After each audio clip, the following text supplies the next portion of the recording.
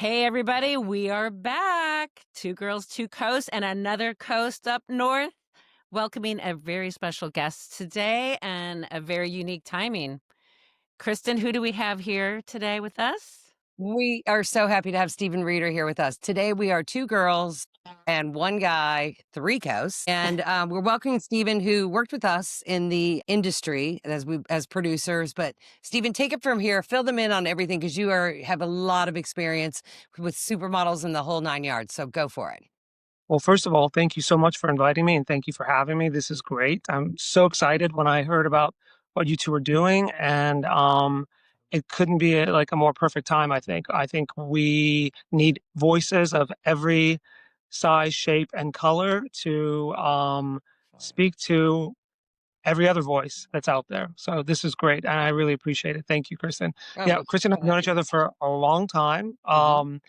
I think I was working at Ford models, probably Ford models or Next models when we met. Hmm. Um, I've been a model agent, I've been a producer, I've been an art director, I've been a stylist. So I've kind of covered the gamut in that particular industry. And yeah, we were around at a very interesting time, Which Yeah. was the 90s, all through the these 90s in New 2000s York. Hmm.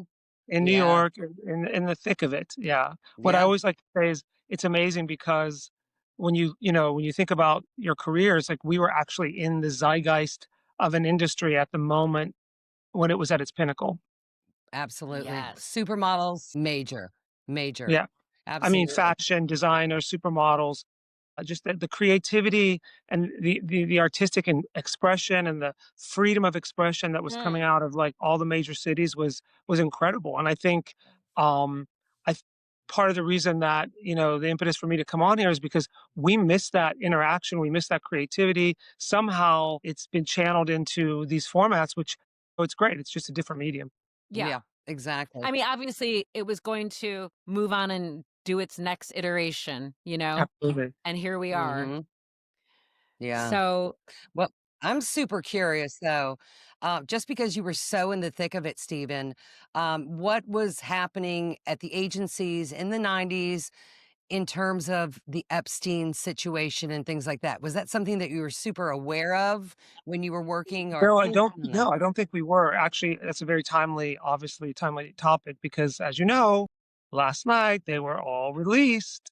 Um, Surprise, surprise, they were joke. all redacted. I mean, as if anybody thought anything different. I think it's an interesting concept.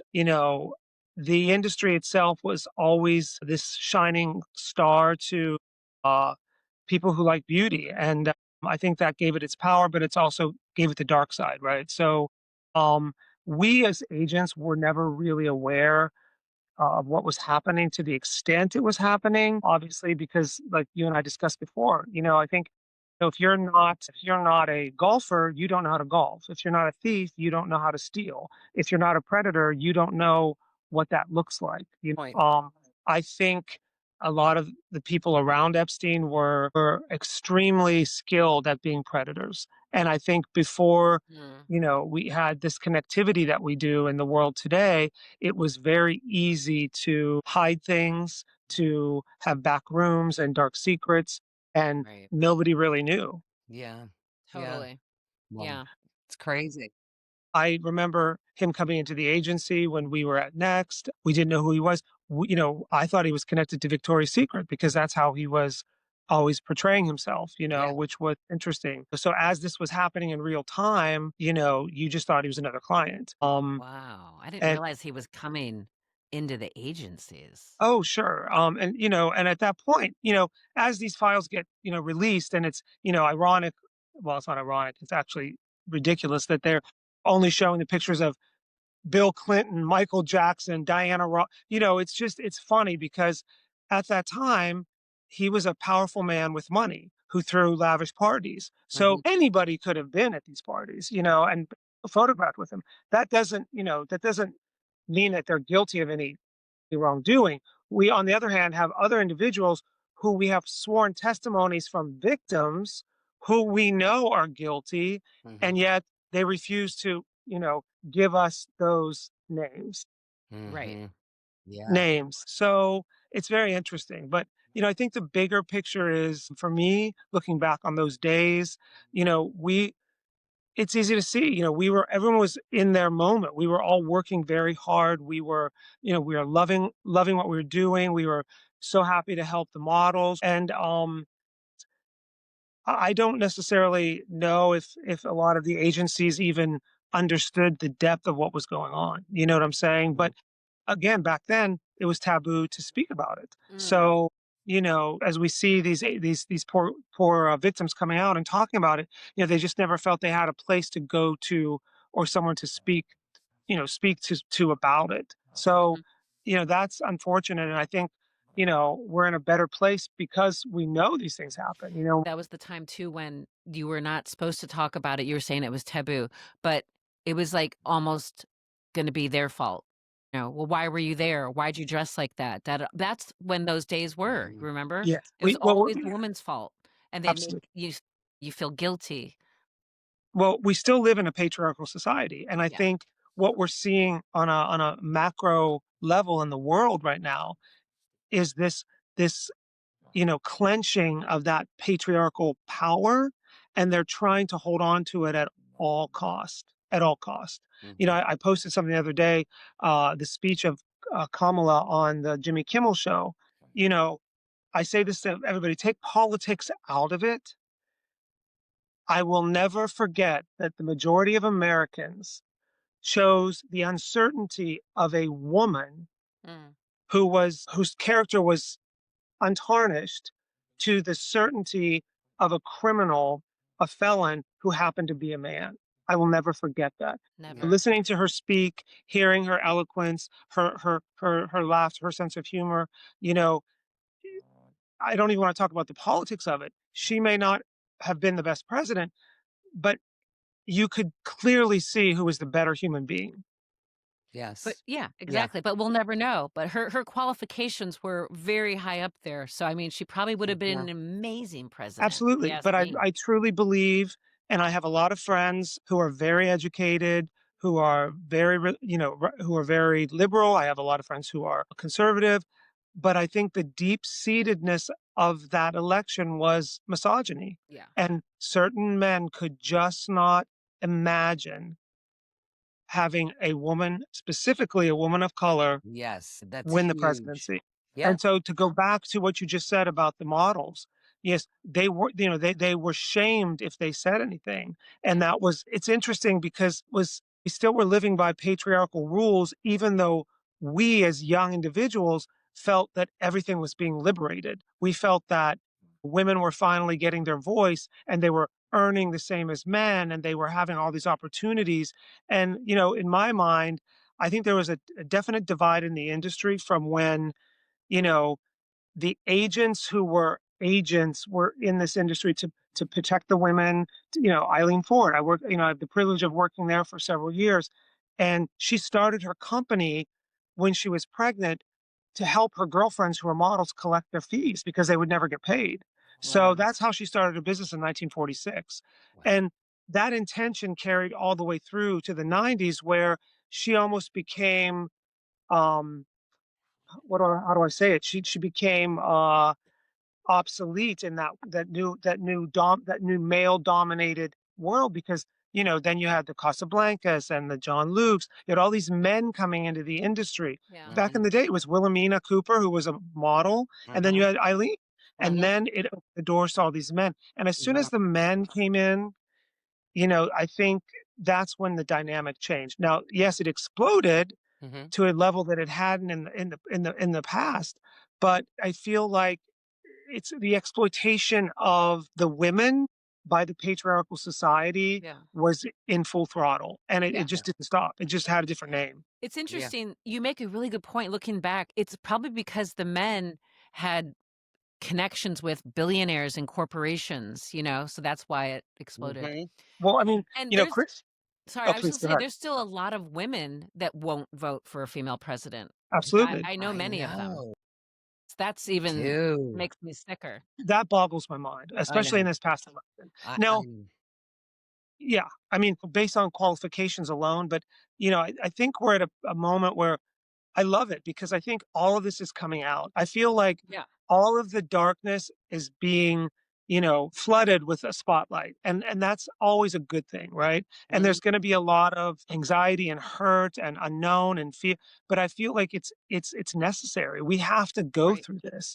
We Yeah. have to go through it to get to the other side. And I remember when when the hashtag Me Too movement started, and I thought, oh gosh, did I ever do anything as an agent? Did I ever put one of my and I call it all, my best friends at 58 are all the models I represented when I was 28. So, that should say something for my character, but also, um, I asked them, did I, and I know I didn't. And I left Next specifically for that reason because I felt that there was no protection above me as far as management to Mm. to to to make the right call.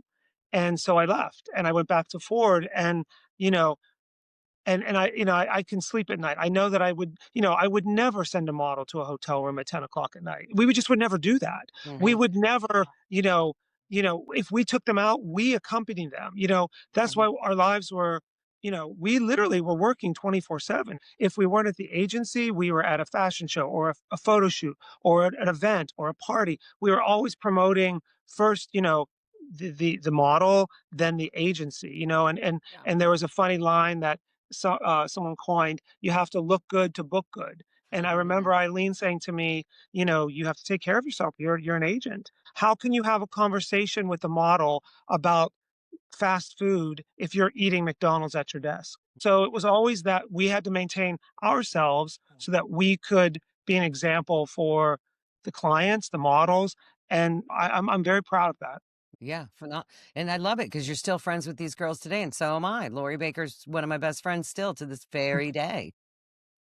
Out of curiosity, Epstein going to the different agencies and stuff, do you think that he was had like incentives, meaning like he was gonna pay maybe the owner of the agency or things like that to get into, you know, the agency and get girls? I mean, how do you think that happened? Are people just floored by someone who has a ton of money and so they're like dropping at his feet? Or Yeah, because 'cause like they're gonna how did drop. he get access to these young Well, girls? Has to be Fill money. us in on that. I do love this term "follow the money," right? And that Yeah. that holds true in everything, Mhm. especially with our current administration, Mhm. the corporate tech, all of it. Follow the money, right? So, Mhm. um, I don't think that it wasn't that blatant. Mhm. And remember, we're talking about 35 years ago, right? 30 years ago, Yeah. there was still societal norms that people had to hold themselves to, right? So, and there was a little bit of accountability. Back in those days, there was the American Model Association, which was the group of all the agencies. Now, it was it was what was the word? It was sued by a group of models, and then it was broken up by the government. They thought it was like a collusion.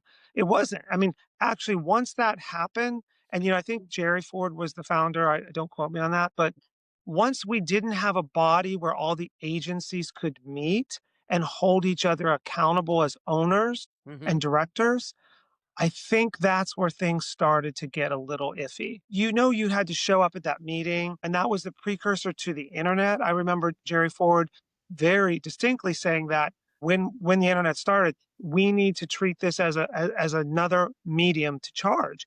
Yeah. And nobody wanted to do it. And back in the day, I don't know if you remember, but all these companies that went online, they weren't even selling anything per se at that moment, but Mhm. they went online and they were like, oh, we're going to do a shoot, we're planning this, the productions, but we're going to throw, you you have to throw in the internet for free. So you Mhm. were giving away all these rights to the companies, and then when they started to use it as a commerce platform, we were trying to claw back to get the money that we gave away in the beginning. And Mhm. he was the one that said, we should be charging like it's a billboard, like it's a magazine, Mhm.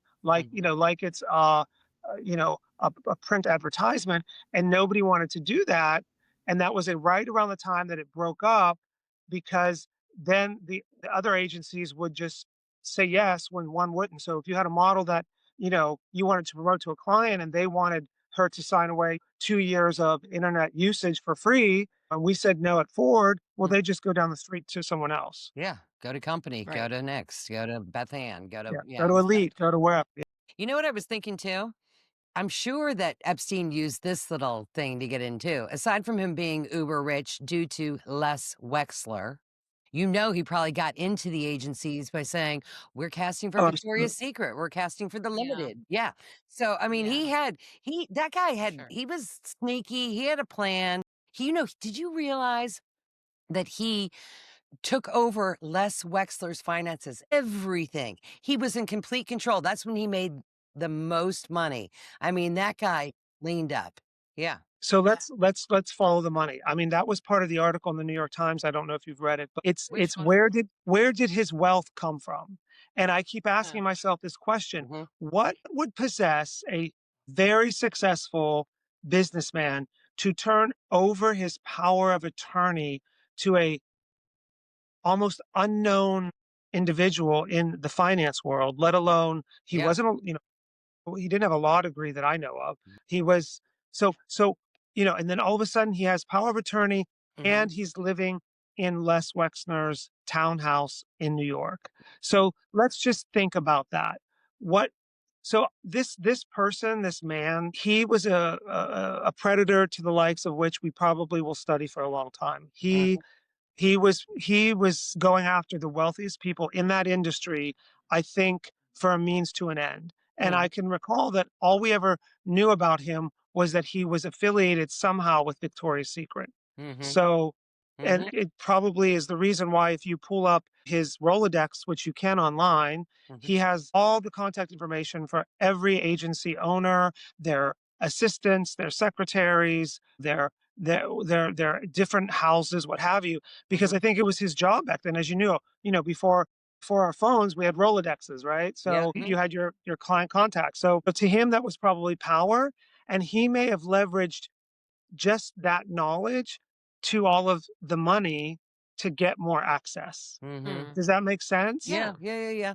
Absolutely. So, well, basically, he started out, he was a high school teacher, and one of the students' fathers was a bigwig at Bear Stearns. He got him a job, and then it just Yeah. took off from there.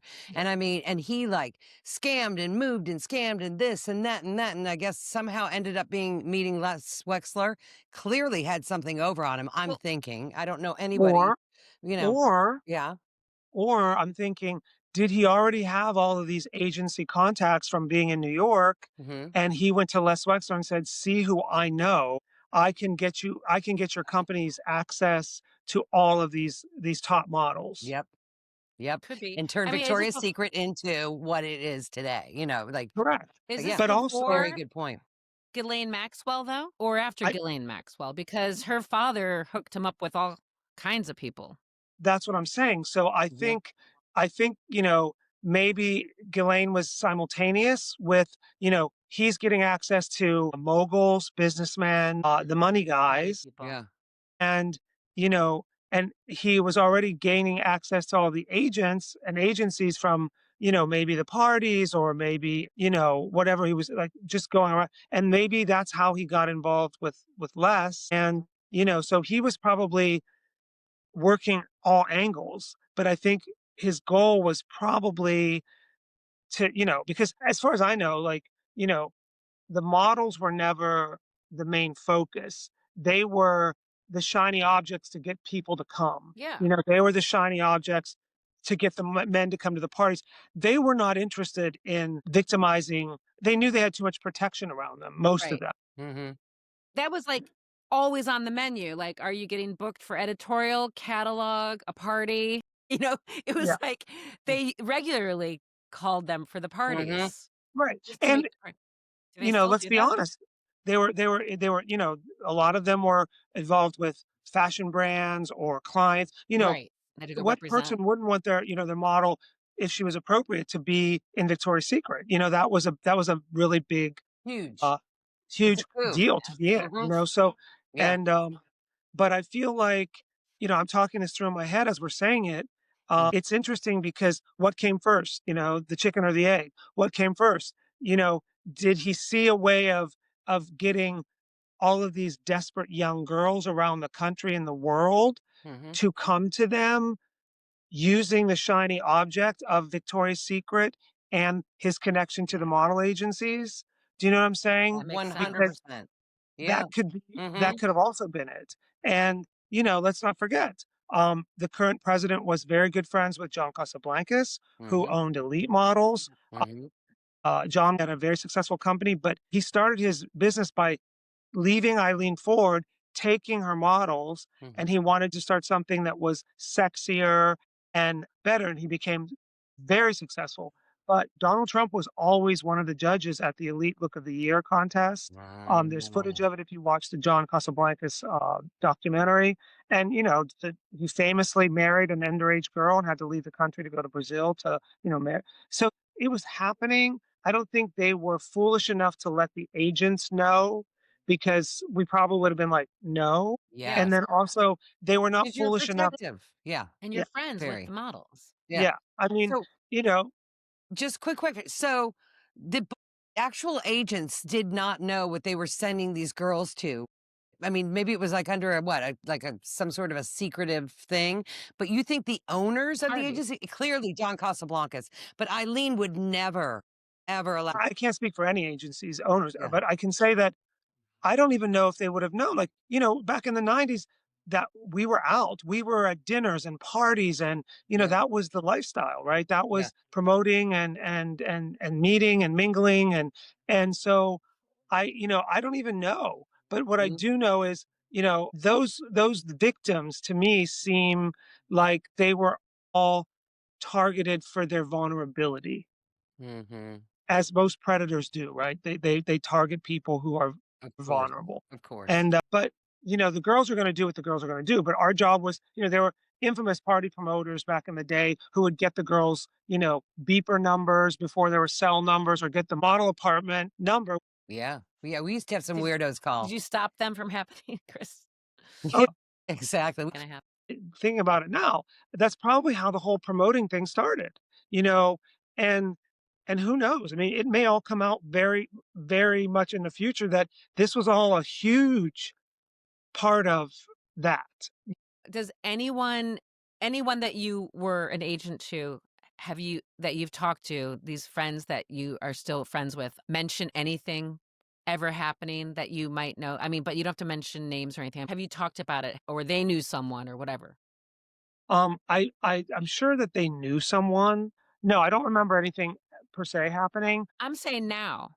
Now that all this is out, has anyone Oh, come no, no, clean nobody and you has. guys No, rehash? because Like, we were protective. So no, okay. it's Yeah. like a lot of my friends were a little too old at the time. They were probably Mm, mid to late 20s. Yeah. But, that's like I said, if you read the articles and look at the victim statements, and you can try and decipher your way through all these redacted files, like a lot of these girls were very, very young, Mhm, and a lot of I know over the years, the agencies were getting a lot of flack for starting the models so young, but mhm. I can tell you that, most of the girls that I knew that were they were very well looked after, mhm. um, to a certain extent. Then Right. again, you wonder, everyone blames the agencies for the age of the models. Well, back in the day, models were 18 and over, and then all of Mhm. a sudden in the 90's, it started getting 15, younger and younger and 13. younger. mhm, But the agencies had no control over that. We were supplying our product to a client that was asking for it, right? Yeah. So it's like, if the designers were booking 14-year-old girls to walk the runway, we were trying to just get our models into those shows. So it's interesting. Like, I wonder if there's ever going to be a deep dive into how far his tentacles went. Yeah. Was he responsible for getting the age to be younger and younger and younger? You know what I mean? some of those Yeah. girls, I'm not gonna name names, but, they were hugely famous, 15, and I also worked at Industria Super Studio, but it was, they're getting Heinekens at 10 AM. People weren't always they were not all like you, the agents, looking out for the girls. They were doing all kinds of stuff because I saw so much at that studio go down. Oh, I'm sure you were at So, Industria. You saw everything. Yeah. Yeah. So everything was going on there, except Epstein never showed up there. no, No. interesting. I don't think, maybe his connection ran a little further east in the European zone, not to the boot. Mhm. Yeah. Yeah. Yeah. I did have one model give me a Trump story at one point, though. She was out one late night at a club. I'll never forget it because it's so cringy to me. But and then later it totally like added up when all the stories started coming out because it was the same story over and over. She was sitting at a club, remember maybe the Tunnel or something, if I remember the name right. And he was Mhm. always cruising the clubs, Trump.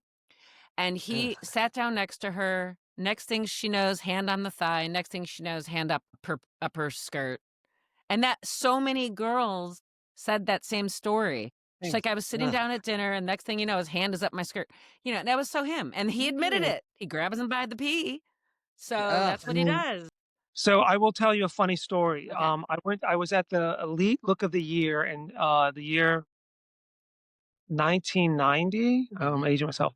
I was still in college. I was still in University of Kent State, and my roommate at the time, Richard Pelzer, was doing an internship that summer with Elite, and that was my whole introduction Oh, into this cool. world. Interesting. And I was friendly with a male model. Uh-oh, losing power, sorry. I was friendly Oh. with a male model who was going to New York to sign with agencies. So we get in the car, we drive up over like 4th of July, and we were staying with Richard, and he was working. That was my first introduction, and it was I had no idea. I was a communications and advertising major. I didn't know what I was going to do, but after that trip is when I decided I'm going to move to New York and be a model agent. I mean, it was amazing. I mean, imagine you're coming into this. I mean, I was obsessed with fashion, magazines, and so to go Amazing. into this world and be a part of it. But so we fast forward, we get in, we go. Richard gets invited to work this event, and we go back up for Labor Day, and we go to the Elite Look of the Year, which was a big party. It was held at the Plaza Hotel that Donald Uh, Trump owned at the time. mm, He was, of course, good friends with John. mhm, Um, Naomi Campbell was one of the MCs, and she was notoriously late. mhm. So, we had all gone upstairs to the main ballroom. Everyone's corralled in there, and they're doing the Elite Look of the Year. And we were waiting and waiting and waiting. And you can look it up. I think you see she arrives in Alaya, and John was visibly miffed that she was so late. But so we're up in the ballroom. It's hot. They let everybody down, and the party's still happening. And back then, everybody was at that party. Anna Wintour was there, Stephen Meisel. Like it was like that was the party to go to, right? It was Elite Look of the Year. Mhm. And I'll never forget, I was standing there with my friend Richard, my friend Dickie from Ohio. We were talking to Rita Moreno, and I have the picture. Was amazing. She looked Ugh, gorgeous. And we were standing there with two African American models. I think one of them, do you remember the Melanie and Melanie? I So don't. they were beautiful. They were with Yeah, Elite, right. and we were standing there, and they had their short, like, Alaya dresses on, and we're all talking, and I have this picture where Rita goes, "Well, if they're showing their legs, I'm gonna show mine," and she pulls up her dress, and Mhm. it's a great photo. I have it. I love it, she has but great legs. she had great legs, and We we were all dying of thirst, and we were all hungry. Nothing had been served, and all of a sudden, this table comes into this big area where we were, sets the table, set it down. Everything gets put on the cutlery, the linen, and Donald and Marla Maple sit down and get served dinner while this entire room has nothing. We have nothing. We had like nothing to drink. We had no hors d'oeuvres, and we're all like it was such a visual. I'll never forget it as long as I live. Like just like it was a let Nothing's them eat. It was a let them eat cake to me in my mind. Yeah. Like you owned the hotel. Like tell somebody to get out there and pass around some water or something. I don't No know. But kidding. like maybe the nothing's party was over and changed. they're like, it's time for you guys to leave. But I just remember that visual and I thought, wow, like and now fast forward, it all makes sense, doesn't it? Yeah, 100%. It's Yeah. crazy. So gross. Absolutely crazy. I mean, we think about it. Think about what a joke Donald Trump was to all of us in the 90s. He was New York's clown. We Remember? We used to laughed. crack up about Just him. laughed. Like, He how did was the that joke. clown get in the White House? He Yeah. was the joke. I'm just Wait stunned a minute. still. What human Yeah. being can enjoy their food while all these people are so hungry around them in their hotel? Yeah. What Yeah. kind It's of like human being can sit there and and enjoy their food? Like, it just blows my Piece of mind, like, pig. how unhuman he exactly. is. I mean, it's like, that's your home, so to speak. You own this place. Yeah. Like, Yeah. it's your brand, Yeah. that was brand Trump from day one, you Yeah. know? I Right. mean, it's and we The know worst that. of us, the worst Of And America. Unbelievable. How telling. How telling. My God. And you yeah, witnessed it firsthand. You know, it's the guy is such a loser. It's unfathomable. It really is. but, that goes back to our point. I mean, I think it's a bigger picture issue. I think it's this patriarchy Mhm. that is just holding on for dear life, Mhm. um, and they want to keep their power at all costs. Mhm. And I see it. Yeah. I'm a caregiver. I see my dad. Mhm. I take care of my dad. He's 93. I try and respect his agency. I try and do the best I can, Mhm. but literally it's so challenging because he's from that generation where he will not relinquish any control, Mhm. and they just want to hold on to Yeah. what this idea of what they have. And then being home with him this whole time has given me such perspective because he's constantly watching Gunsmoke, westerns. Mm. His wheelhouse is that. I mean, I love the man, but and you watch these films and they're comical. I Yeah. mean, Oh, the yeah. women have they're beat down makeup with the hair. They're on the prairie and they're always getting Knocked put up. upon or attacked. And then the men in the movies, they're all the most gorgeous actors with the tightest pants. If you ever want to watch So something true. super homoerotic, watch a Western from the 50s. Good That's all Yeah. I got to point. say. Yeah. Like Right. from the 50s. I love it. I love it. Oh my gosh, you're so Is your funny. dad a Trump supporter? Not at all. Okay, Thank good. No, God. You're I couldn't have lucky. done this. Yeah, no, I couldn't have done this. I've lots of friends that are, Yeah. and we conveniently don't talk about it, and I've left it that way, but now I'm like, "No." It's not even political now. No, Mhm. not. It is moral. It's a dark era. It's a dark It's a moral time. choice. And it's an educational choice. Yeah. And I'm so grateful that I was in the business that we were in, Yeah. the world. I've Yeah. been to almost every country. There's nothing better than traveling and meeting people. I mean, I remember being in that Postpartum. industry in the 90s and feeling like the whole world was our oyster. Yeah. Everything was available. People were coming and going and traveling, and countries were opening up and Russia was opening up, and It was so much it was fun. a really exciting time, and I feel bad for, the younger generations that they'll never know that.